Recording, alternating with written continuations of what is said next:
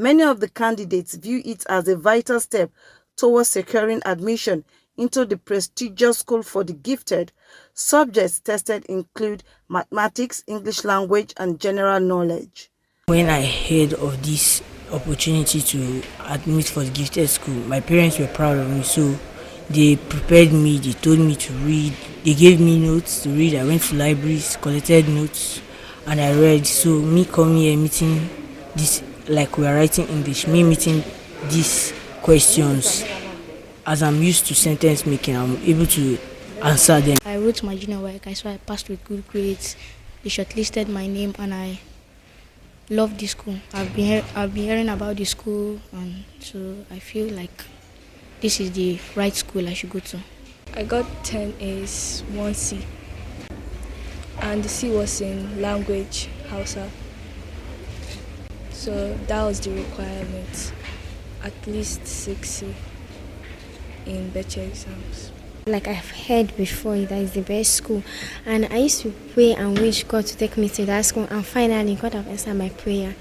That I study hard so that I will enter the School of Gifted. To ensure that only qualified candidates participate in the examination, the FCT Education Resource Center monitored the conduct of the examination. Representing the director of the center, Nimat Dawood Abdurrahim, the director of Community Services and Entrepreneurship Development, Friday Bere, emphasized the importance of focus and time management, urging candidates to approach each subject with clarity and confidence. The students that are seen for this exam are those that are best, that succeeded in the BECE, and these are people invited to sit for this examination. So they are not finding much difficulties. But however, as the exam concerned, we must take the best of them. For the School for the Gifted at Gwagwalada. Situated in Gwagwalada, away from the bustle of Federal Capital, the School for the Gifted offers approximately 400 admission slots this year. This limited space makes the examination highly competitive. Hadiza Godwin Ebuni, NTA News. As schools reopen for another academic session, parents are apprehensive about the demand of schools and economic realities. Topmost among them is the increase in school fees and other academic items, including the weighty financial expenses of parents during the session. Ramatu Abdullahi, in this background report, examines these challenges and the way forward.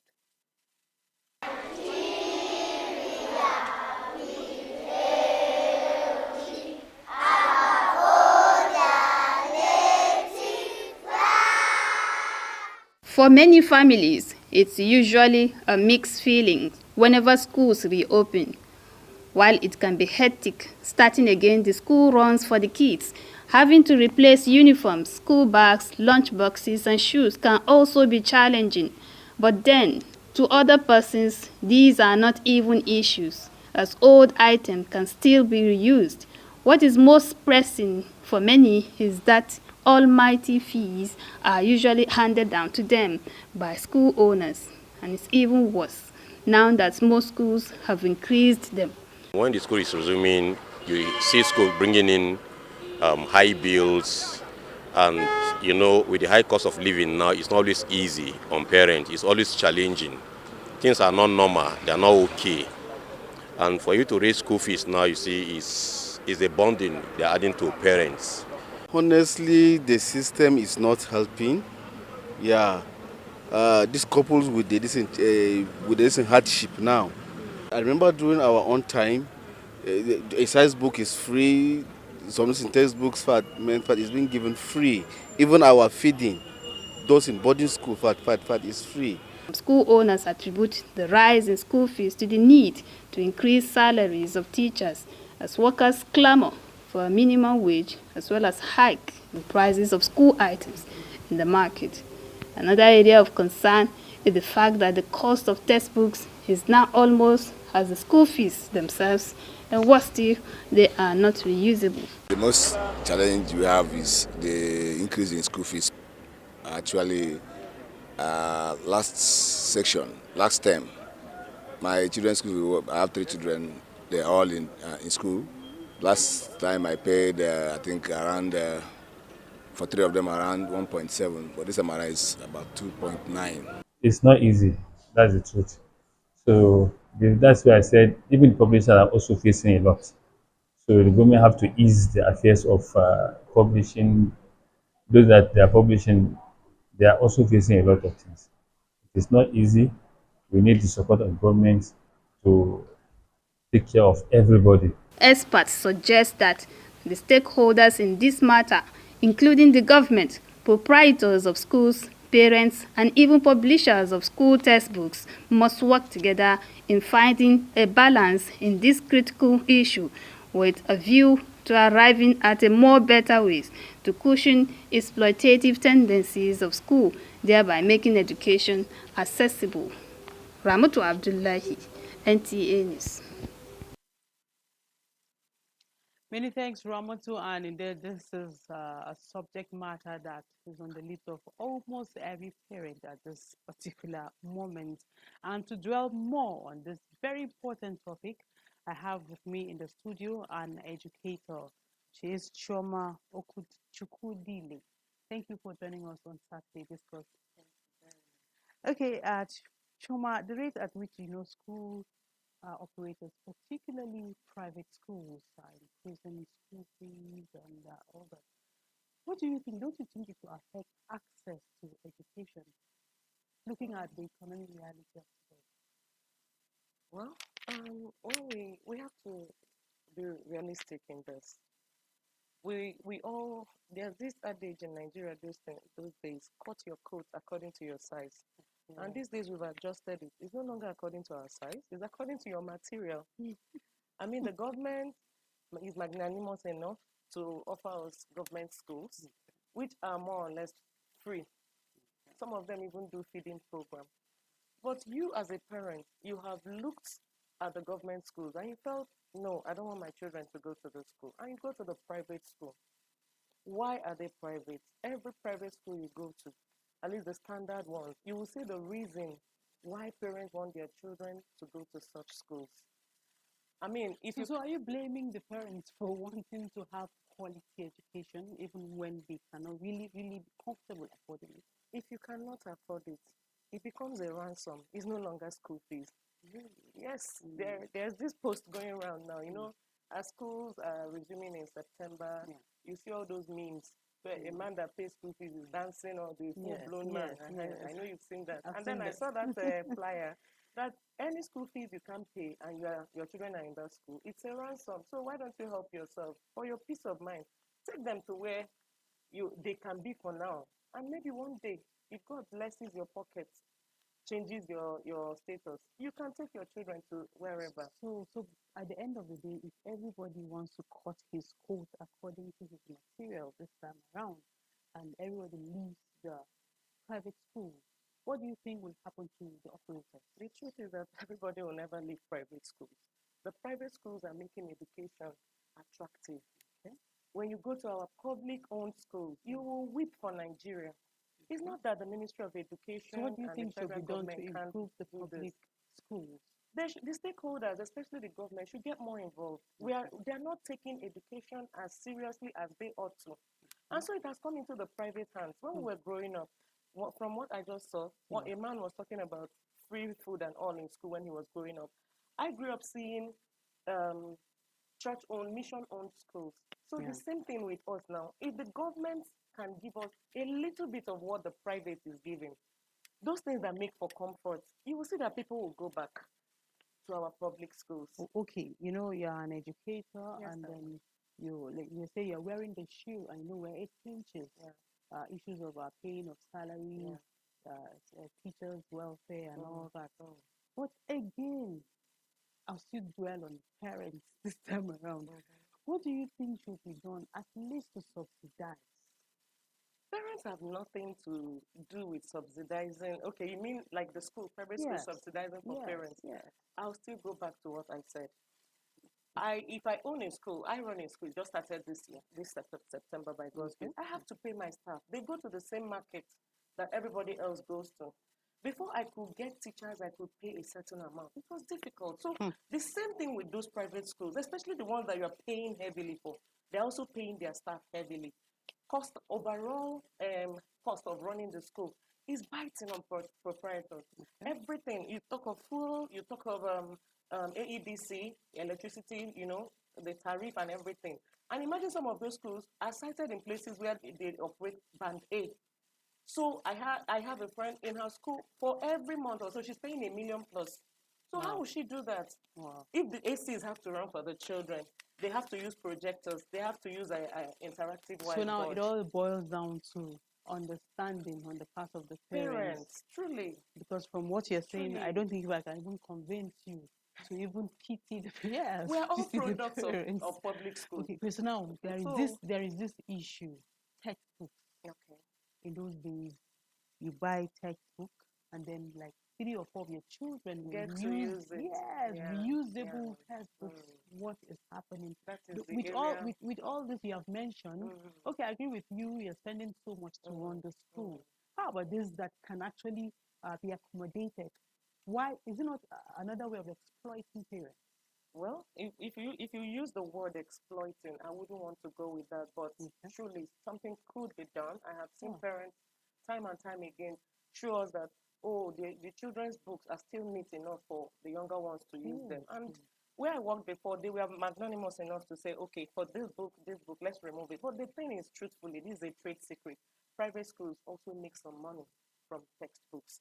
They are there for profit too, They are not there to do charity work, but what can we do? I have just said it on air. The fact that they are there for business, I think they should also consider parents, especially that are looking for quality for their children.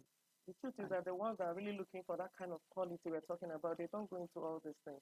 It's people who struggle to pay school fees that go into. So your advice, you're bent on the fact that cut your coat according to your material, not even your size. Yeah. Okay, okay. What's your advice to parents actually? Because, like I said earlier, I cannot convince you any further for subsidy for parents because you're standing on your grounds. And like I said, you're wearing the shoe and you wear pinches. So your advice to parents and how to go about it.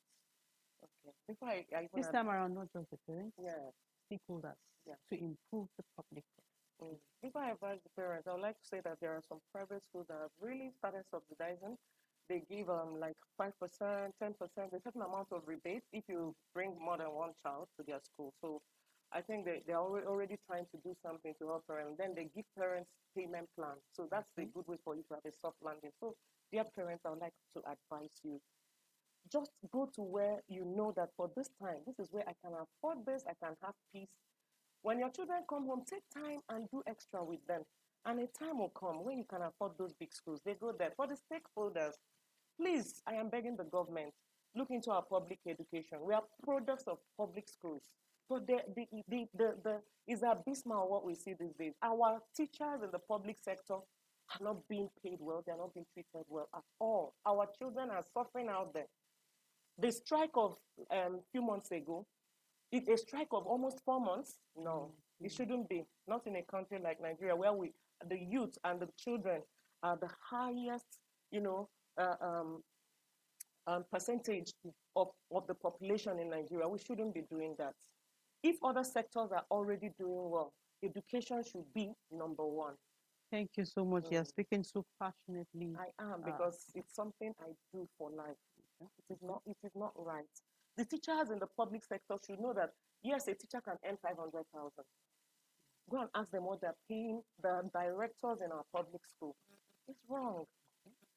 All right. Thank you so much, Shoma Chukudile, Thank you for coming on having me. Saturday Discourse, and thank you for speaking so passionately against the parents.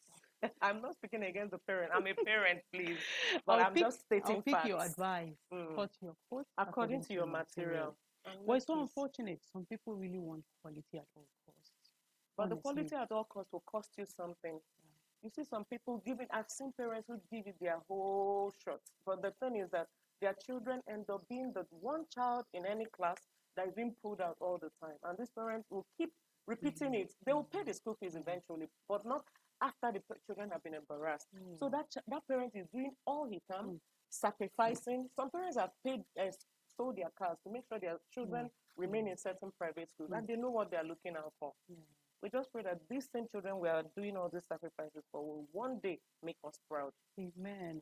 I like that. Being a mother, I say amen to that prayer. Thank you so much.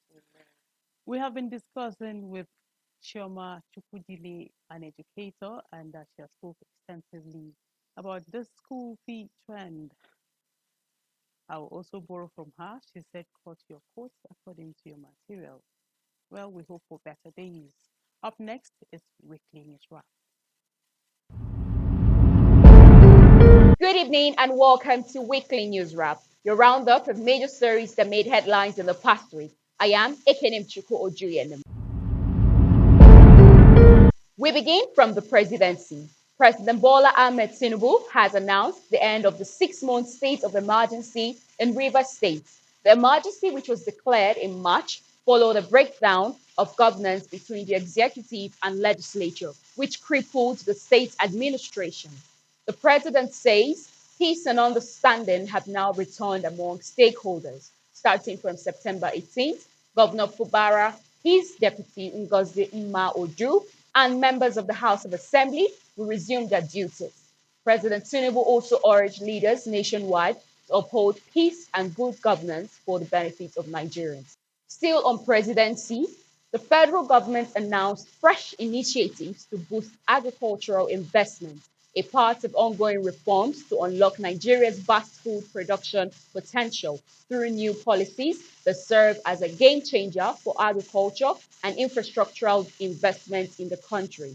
The Vice President Kashim Shettima disclosed this during the Food and Agriculture Organization of the United Nations National and Sub-Regional Hand-in-Hand Investments Forum in Abuja. Back in the FCT Minister Nyesom Wike has flagged off the construction of the Wuye District Road project. The minister says that he remains focused and steadfast in changing the narrative on infrastructure development despite distractions. Also, traders at the Gariki market on Thursday were thrown into tension resulting from protests over the outcome of the recently conducted market election. The aggrieved traders marched through major entrances of the market, alleging irregularities in the process and calling on authorities to address their concerns. And finally, in a display of solidarity, the Civil Defense Officers' Wives Association, in partnership with Food Bank Niger, distributed food relief packages to 450 beneficiaries comprising families of fallen heroes and the Nigerian Security Civil Defense Corps personnel in the Federal Capital Territory. The initiative was to underscore the commitment to supporting those who have served their country. That's all on the Weekly News Wrap. I am Ekenim Chuku Ojuyemen. Thanks for watching and stay informed.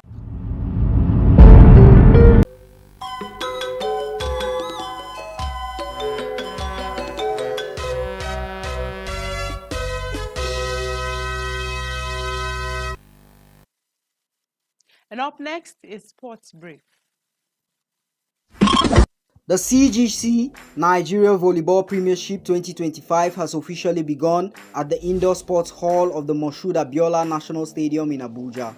The 2-week tournament features top Nigerian volleyball teams competing for national supremacy with increased financial packages for players and teams. The Comptroller General of Customs has earmarked 24 million for the first phase and plans to provide the same amount for the final phase. Teams ranked 4th to 12th will receive 500,000 each, while the champions will take home 5 million naira. Meanwhile, Nigeria's senior men's basketball team, the Tigers, dropped 11 places to 53rd in the latest FIBA World Rankings. Despite reaching the quarterfinals of the 2025 FIBA AfroBasket, the team's performance wasn't enough to maintain their previous ranking of 42nd in March. They now sit 8th in Africa, behind South Sudan, Angola, Ivory Coast, Egypt, Senegal, Cape Verde, and Tunisia. The Tigers will focus on the FIBA Men's World Cup qualifiers starting in November, aiming to secure a spot for the 2027 edition in Qatar. Finally, undefeated Nigerian boxer Moses Itauma has been called out by fellow prospect Richard Torres Jr. Itauma currently ranked number 1 by the WBO and WBA, recently dispatched Dillian White in one round and is set to fight on December 13th. Torres Jr., also undefeated with 11 KOs, believes a fight against Itauma will be a great opportunity for him to break through in the division. With Sports Brief, Wayne Dugu, NTA News.